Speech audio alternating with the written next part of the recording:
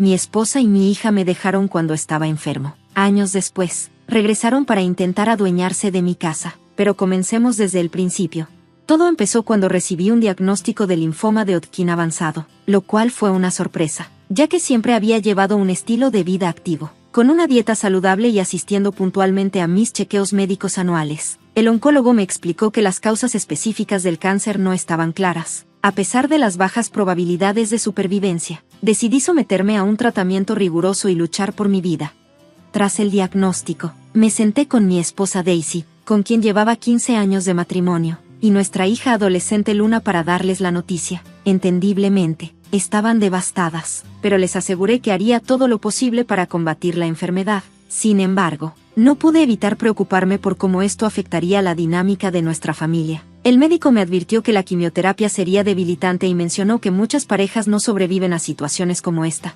Esa noche, expresé mis preocupaciones a mi esposa, quien me aseguró que estaría a mi lado en la enfermedad y que haría todo lo posible para apoyarme. Estábamos financieramente estables gracias a mi buen seguro médico, ahorros considerables y un fideicomiso de mi difunto abuelo. Nuestra casa estaba completamente pagada, y había apartado dinero para la educación universitaria de Luna en caso de que algo me sucediera. Una semana después, comencé la quimioterapia, y fue increíblemente agotadora. Regresaba a casa sintiéndome completamente drenado, como si me hubiera atropellado un tren. Apenas podía alimentarme, mucho menos realizar tareas básicas como bañarme o caminar. Mi esposa y mi hija asumieron la responsabilidad de ayudarme, encargándose de las comidas, las tareas del hogar, llevarme a las citas de quimioterapia y asegurarse de que tuviera mis medicamentos. Hice todo lo posible por no ser una carga y ayudaba en lo que podía cuando tenía energía, pero, después de 2 meses de tratamiento, empecé a notar señales de irritación por parte de mi esposa e hija. Había una creciente resistencia cada vez que les pedía ayuda, incluso para cosas simples, como un vaso de agua o salir a tomar aire fresco. La situación llegó a un punto crítico una mañana en la que tenía una cita temprana de quimioterapia. Me di cuenta de que estaba retrasado y mi esposa no había bajado de su habitación. Cuando la llamé, me sugirió cansadamente que pidiera un Uber para ir al hospital porque estaba muy cansada. Estaba sorprendido por su respuesta, pero sin saber qué más hacer. Llamé un Uber y avisé al hospital que necesitaría asistencia ya que mi esposa no me acompañaría. Afortunadamente, mi conductor de Uber fue increíblemente amable, asegurándose de que llegara al hospital de manera segura, incluso ofreciéndose a llevarme de regreso a casa después del tratamiento. Aunque agradecido por su amabilidad, era desalentador depender de la bondad de extraños. Al regresar a casa ese día, la situación había tomado un giro preocupante. Después de descansar unas horas, reuní el valor para confrontar a mi esposa e hija sobre su reciente comportamiento. Había notado un frío en su actitud que se hacía cada vez más difícil de ignorar. Les pregunté si sentían que me había convertido en una carga. Mi esposa, con un suspiro pesado, admitió que se sentían abrumadas. Mi hija, tímidamente, confesó que no esperaba que fuera tan demandante durante mi enfermedad. Decidí que era momento de buscar soluciones. Sugerí contratar una enfermera que viniera algunos días a la semana para ayudarme con las tareas diarias y llevarme a las sesiones de quimioterapia. También anticipé los días en los que estaría demasiado débil para caminar o incluso hablar, por lo que ordené una silla de ruedas. Para mi alivio, estuvieron de acuerdo. La enfermera resultó ser una persona amable pero firme, asegurándose de que nunca faltara a mis citas, recibiera mis medicamentos a tiempo y tuviera una dieta adecuada. Los doctores estaban contentos con mi progreso, pero, a pesar de estos esfuerzos para aliviarles la carga, mi esposa e hija seguían insatisfechas. Mi esposa comenzó a sentir que la enfermera estaba ocupando su lugar. Le sugerí que, si estaba dispuesta a asumir todas las responsabilidades de cuidarme, podríamos prescindir de la enfermera. Ella aceptó a regañadientes, pero pidió que contratáramos a un enfermero hombre. Le expliqué que no había ninguno en la lista de recomendaciones del hospital y que la enfermera que teníamos estaba altamente calificada para tratar a pacientes con cáncer. Dejé claro que la única forma de reemplazar a la enfermera era que mi esposa e hija asumieran sus responsabilidades. Pero mi esposa no estaba conforme con esta idea. Me acusó de hacer que mi enfermedad se convirtiera en el problema de todos. Intenté razonar con ella, explicándole que había días en los que apenas podía levantar la cabeza, mucho menos estar de pie. La quimioterapia había hecho estragos en mi cuerpo. En un arranque de ira, subió corriendo las escaleras y comenzó a azotar puertas. Decidí ignorar su actitud, entendiendo que su negatividad solo perjudicaría mi recuperación.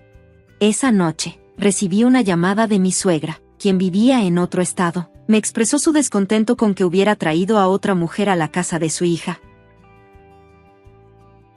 Técnicamente, la casa estaba a mi nombre, ya que la había adquirido antes de nuestro matrimonio, pero decidí tomar el camino alto. Le expliqué educadamente a mi suegra que necesitaba ayuda y que el nivel de apoyo que requería excedía lo que su hija estaba dispuesta a ofrecer. Por ello, tuve que contratar a una enfermera para aliviar la carga de mi familia. Le aseguré que la presencia de la enfermera sería temporal, solo mientras durara el mes restante de quimioterapia, siempre y cuando el cáncer no persistiera ni empeorara. Aunque no parecía del todo convencida, finalmente me dejó en paz, que era lo único que quería.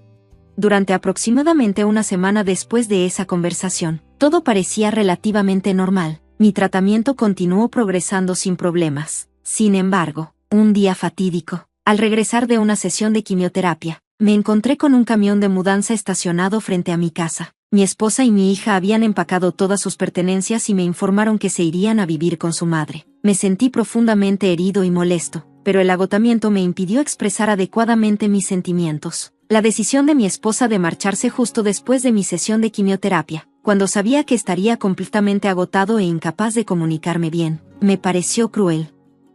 Buscando algo de claridad, me dirigí a mi hija y le pregunté si eso era realmente lo que quería. Después de todo, ya era lo suficientemente mayor para tomar sus propias decisiones. Su respuesta me golpeó con fuerza. Dijo que prefería vivir con su madre porque le resultaba demasiado difícil vivir conmigo. Fue un momento doloroso, verlas irse, con lágrimas en los ojos. Era precisamente lo que había temido al inicio de mi batalla contra el cáncer, sentirme no deseado y abandonado.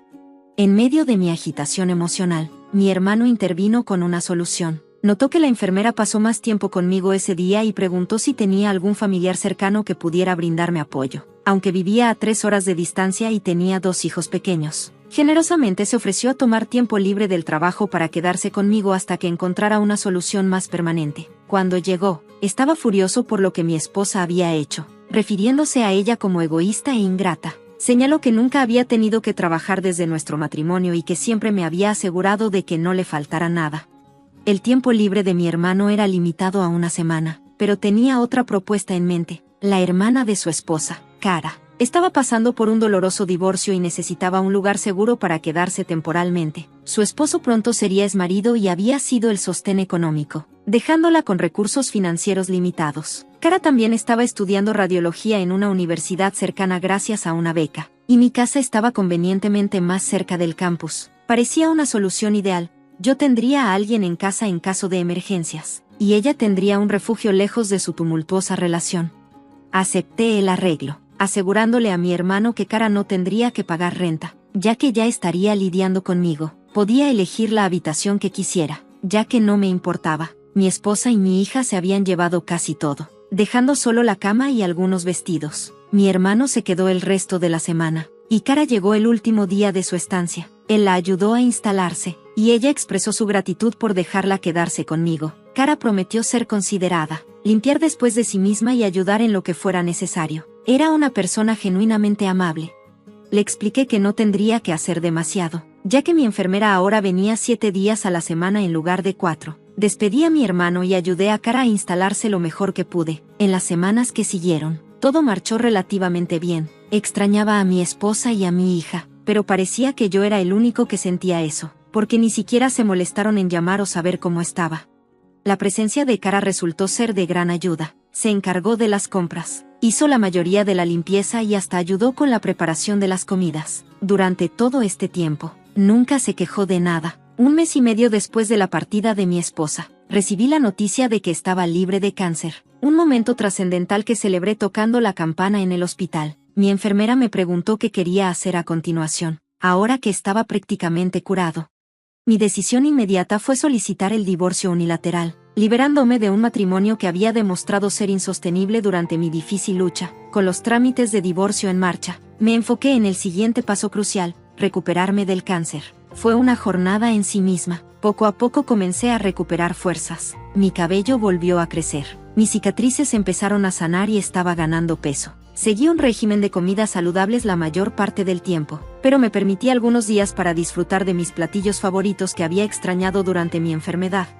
Han pasado 6 meses desde que me declararon libre de cáncer, y creo que finalmente estoy listo para seguir adelante con mi vida. Llamé a mi antiguo trabajo y están dispuestos a recontratarme para trabajo remoto si decido regresar. Creo que aceptaré la oferta, porque planeo mudarme, aunque tengo apego a mi casa. Hay demasiados recuerdos dolorosos aquí. Anhelo un nuevo comienzo con algo más pequeño. Mi esposa no lo sabe aún, pero planeo darle la casa a Cara. Ella estuvo ahí para mí cuando más la necesité, mostrando una inmensa bondad. A pesar de que prácticamente éramos desconocidos, es libre de venderla si así lo desea. Yo ya no quiero nada que ver con ella, especialmente si significa que mi esposa o mi hija puedan reclamarla. Mi nuevo hogar está en un tranquilo vecindario en el campo, y estoy ansioso por este nuevo comienzo. Actualización número 1. Hola, esposa e hija. Ha pasado más de un año desde mi diagnóstico inicial, y me he adaptado bien a mi nuevo hogar y vecindario. Hay muchas personas amables por aquí, y he hecho amistad con mis vecinos, incluyendo a Sofía, que vive justo enfrente. Es una viuda que vive sola, ya que sus hijos están repartidos por todo el país y solo la visitan durante Navidad y su cumpleaños. Sofía me invitó a su porche para tomar algo y conversar, y compartió la desgarradora historia de cómo perdió a su esposo debido a un cáncer de pulmón. Me habló de lo importante que fue el seguro de vida para la seguridad financiera de su familia. Durante nuestra conversación, me abrí y le conté lo que sucedió con mi esposa e hija. Sorprendentemente, aún no he tenido noticias de ellas, pero lo he aceptado. He estado ocupándome con nuevos pasatiempos, especialmente la carpintería, y estoy empezando a construir una colección de herramientas. Un día, al regresar de la ferretería, Sofía me informó que había notado a algunas personas rondando mi casa. Por suerte, no hicieron nada dañino ni robaron nada, pero se acercaron a la puerta, tocaron varias veces, merodearon por la casa y finalmente esperaron en su coche. Sofía consideró llamar a la oficina del sheriff, pero decidió no hacerlo porque pensó que podrían ser familiares. Le pedí que los describiera, y su descripción coincidía con la de mi esposa e hija. No podía imaginar cómo habían encontrado mi nueva residencia, ya que solo mi hermano y su esposa conocían mi dirección actual. Me quedé preguntándome por qué me estaban buscando después de haberme dejado hace casi un año sin mirar atrás. Sofía me aseguró que, si regresaban, no debía salir y que ella se encargaría de la situación. Francamente, no tenía ningún deseo de interactuar con ellas después de que me abandonaron en mi momento más bajo.